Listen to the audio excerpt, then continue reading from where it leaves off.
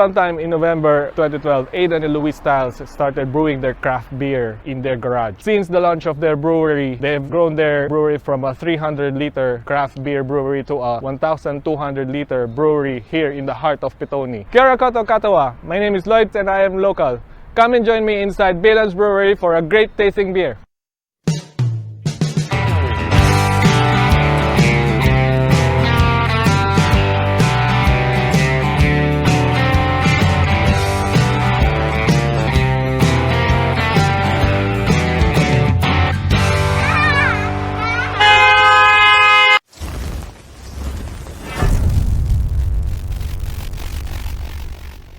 Today, I am meeting Aidan Styles from Bayland's Brewery.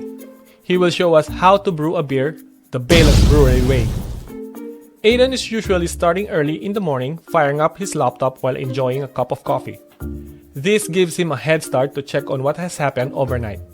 Bayland's Brewery started back in early 2008 as a massive home brewing hobby. This eventually grew from a 300-liter garage brewery to 1,200-liter brewery in Pitoni. Even though Aidan moved his brewery from his garage in Newlands to Pitoni, his passion about beers never changed. In fact, he continuously experimented and tried out new ideas to develop new products for his customers. Did you know that beer is considered as one of the oldest drinks ever produced by humans? Evidence shows that 7,000 years ago, beer was already in existence in Iran. With the introduction of hops, the ability of beers to remain fresh with a stronger flavoring and bitterness has improved. The hops counterbalance the sweetness of the brew. Without it, beers would taste so sweet as there will only be sugar concentrations from the malted barley. In 1953, a Kiwi named Morton Coates developed a brewing technique called continuous fermentation. This process involves flowing the beer through sealed tanks and then fermenting it under pressure. The said process prevents the atmosphere from being in contact with the beer.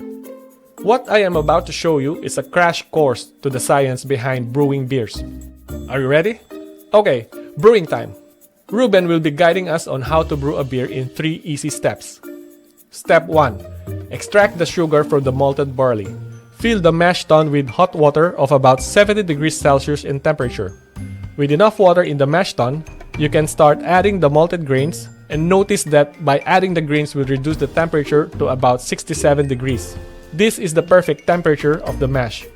I also helped in putting the grains into the mash tun, just for me to get a feel on how craft beers are brewed.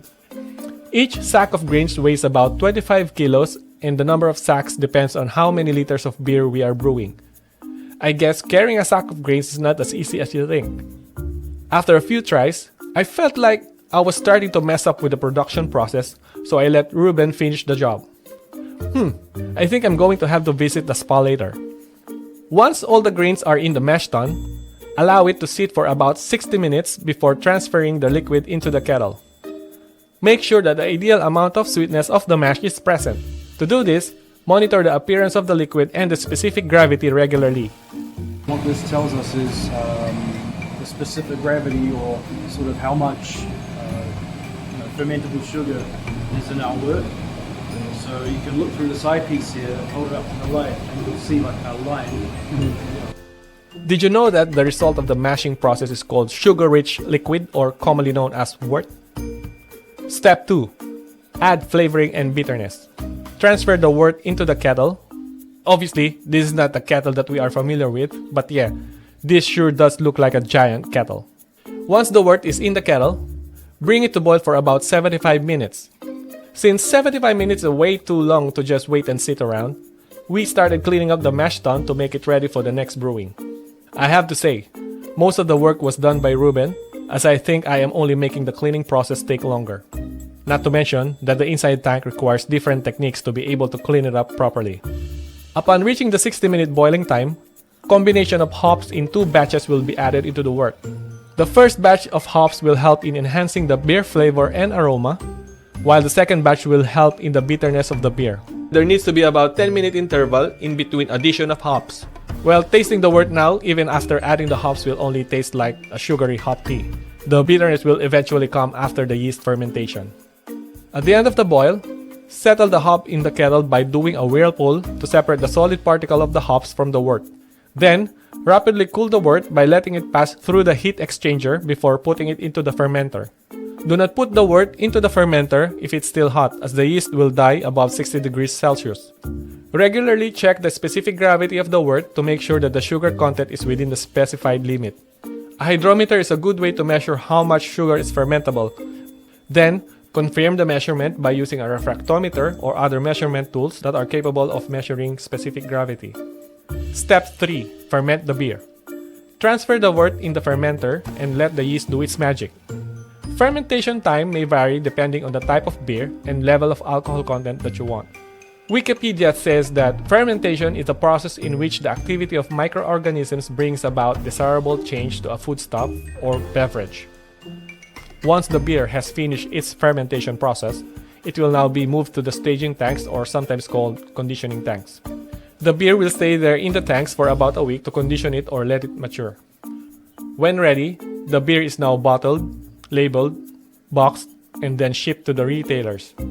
If you fancy brewing your own craft beer, a step-by-step guide with exact proportions and ingredients is usually available online or with brewing kits. In New Zealand, only 18 years and older are allowed to purchase beer from stores or shops. Beer should not be consumed when already intoxicated. And please, don't drink and drive. Remember, when you drink alcoholic beverages, always put it in your belly and not in your head. So that's how you brew your own craft beer. If you enjoyed watching the video and learned from it, please don't forget to like and hit subscribe if you're watching from YouTube, or hit like and share to your friends if you're watching from Facebook, so you can get notified if there are new videos like this. Thank you, keep safe, have fun, kia kaha.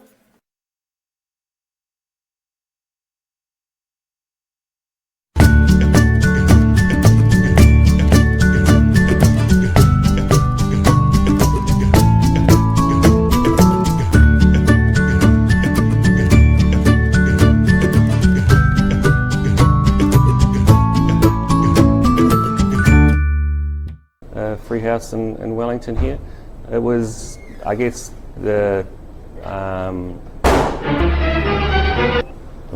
noise. You clowns. Bang, bang, bang. Spending a lot of time in my office, just stock management, ordering.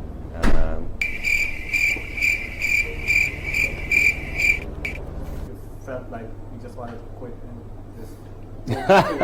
Every day. Sometimes in Hi everyone, my name is Lloyd.